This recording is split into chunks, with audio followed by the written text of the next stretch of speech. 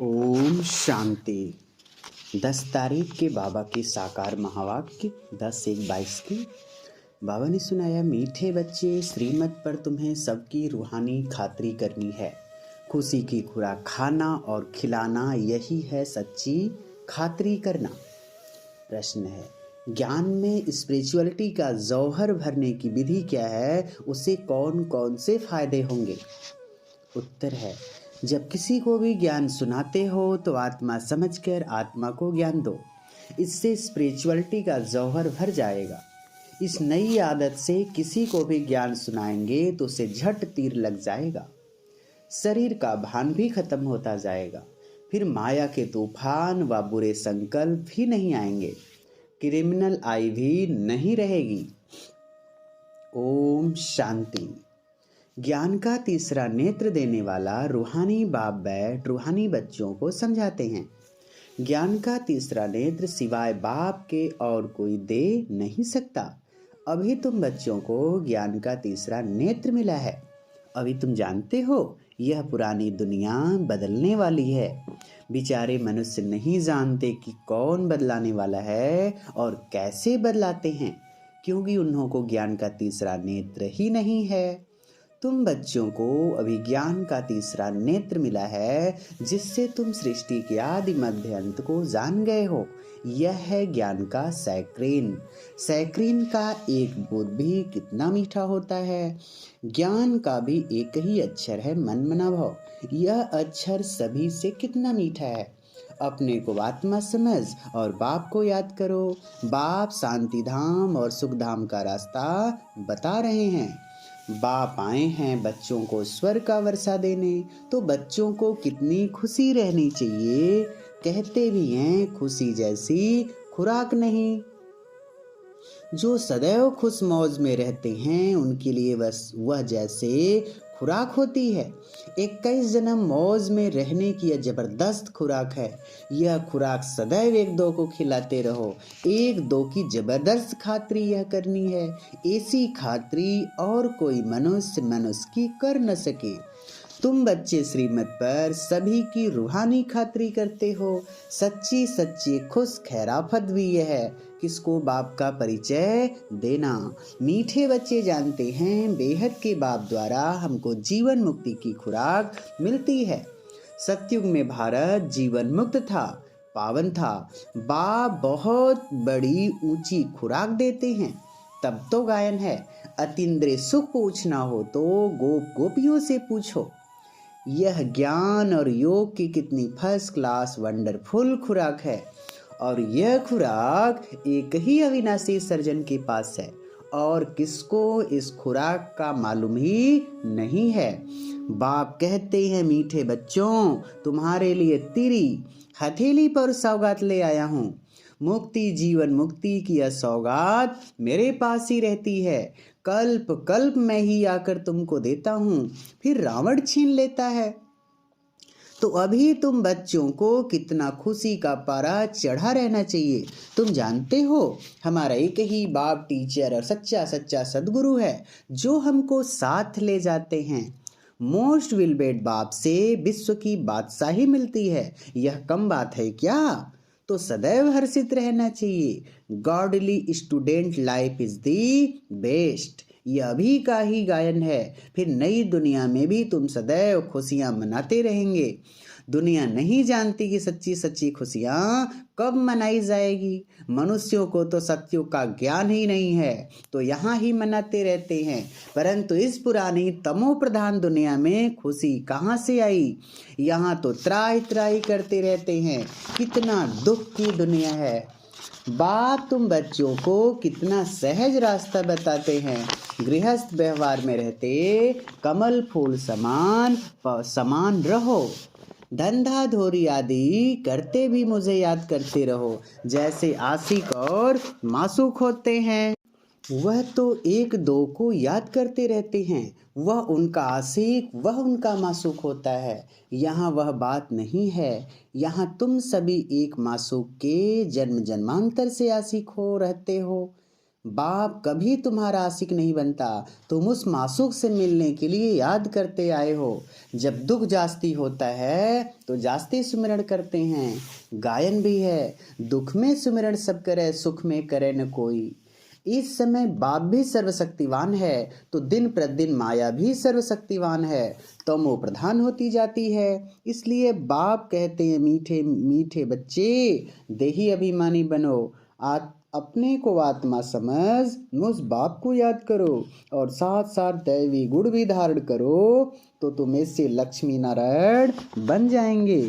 इस पढ़ाई में मुख्य बात है ही याद की। ऊंच ते ऊंच बाप को बहुत प्यार स्नेह से याद करना चाहिए। वह ऊंच ते ऊंच बाप ही नई दुनिया स्थापन करने वाला है। बाप कहते हैं, मैं आया हूँ तुम बच्चों को विश्व का मालिक बनाने, इसलिए अब मुझे याद करो तो तुम्हारे अनेक जन्मों के पाप कट जाएं। पतित पावन बाप कहते हैं, तुम बहुत पतित बन गए हो, इसलिए अब तुम मुझे याद करो तो तुम पावन बन और पवित्र दुनिया का मालिक बन जाएंगे। पतित पावन बाप को ही बुलाते हैं ना। अब बाप आए हैं तो जरूर पावन बनना पड़े।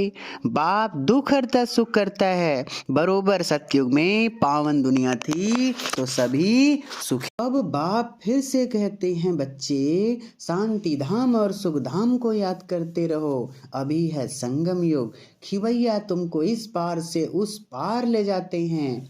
नैया कोई एक नहीं, सारी दुनिया जैसे एक बड़ा जहाज है, उनको पार ले जाते हैं। तुम मीठे बच्चों को कितनी खुशियां होनी चाहिए। तुम्हारे लिए तो सदैव खुशी ही खुशी है। बेहद का बाप हमको पढ़ा रहे हैं। वाह, यह तो कब न सुना न पढ़ा। भगवान उवाच, मैं तुम रूहानी बच्चों को राजयोग सिखा रहा हूँ तो पूरी रीति सीखना चाहिए, धारणा करनी चाहिए, पूरी रीति पढ़ना चाहिए। पढ़ाई में नंबर वार तो सदैव होते ही हैं। अपने को देखना चाहिए, मैं उत्तम हूँ, मध्यम हूँ व कनिष्ठ हूँ। बाप कहते हैं, अपने को देखो, मैं उच्च पद पाने के लायक हूँ, रूहानी सर्विस करता हूँ। क्योंकि बाप कहते हैं, बच्चे सर्विसेबल बनो, फॉलो करो। मैं आया ही हूँ सर्विस के लिए, रोज सर्विस करता हूँ, इसलिए ही तो यह रथ लिया है। इनका रथ बीमार पड़ जाता है तो भी मैं इनमें बैठ मुरली लिखता हूँ। मुख से तो बोल नहीं सकते तो मैं लिख देता हूँ, ताकि बच्चों के लिए मुरली मिस न हो। तो मैं भी सर्विस पर हूँ ना, यह है रूहानी सर्विस। तुम भी बाप की सर्विस में लग जाओ, ऑन गॉड फादरली सर्विस। बाप ही तुमको सारे विश्व का मालिक बनाने आए हैं। जो अच्छा पुरुषार्थ करते हैं उनको महावीर कहा जाता है।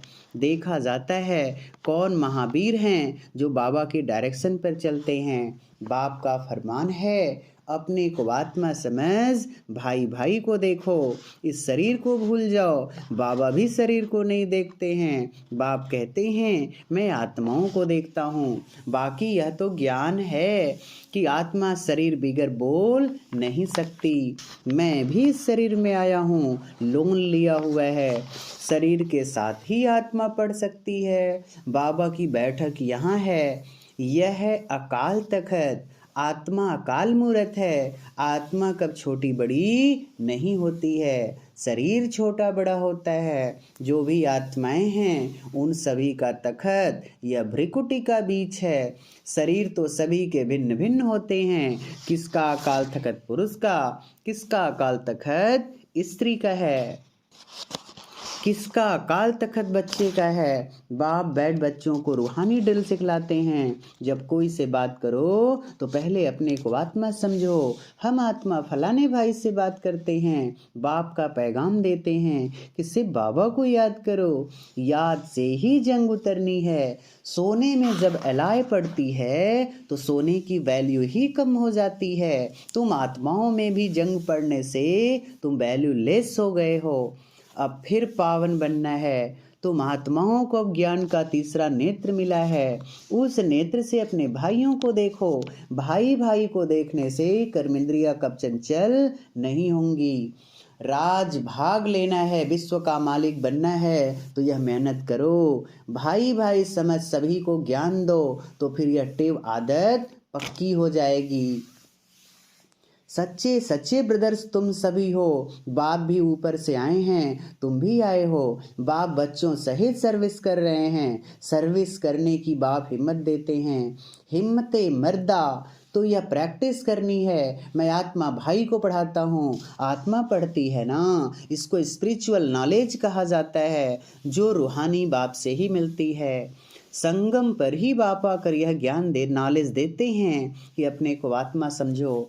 तुम नंगे आए थे, फिर यहाँ शरीर धारण कर तुमने 84 जन्म का पार्ट बजाया है, अब फिर वापस चलना है। इसलिए अपने को आत्मा समझ, भाई भाई की दृष्टि से देखना है, यह मेहनत करनी है। तुम बच्चों को अपनी मेहनत करनी है, दूसरे में हमारा क्या जाता है। चैरिटी बिगेन्स एट होम, अर्थात पहले खुद को आत्मा समझ फिर भाइयों को समझाओ तो अच्छी रीति तीर लगेगा। यह जौहर भरना है, मेहनत करेंगे तभी ऊंच पद पाएंगे।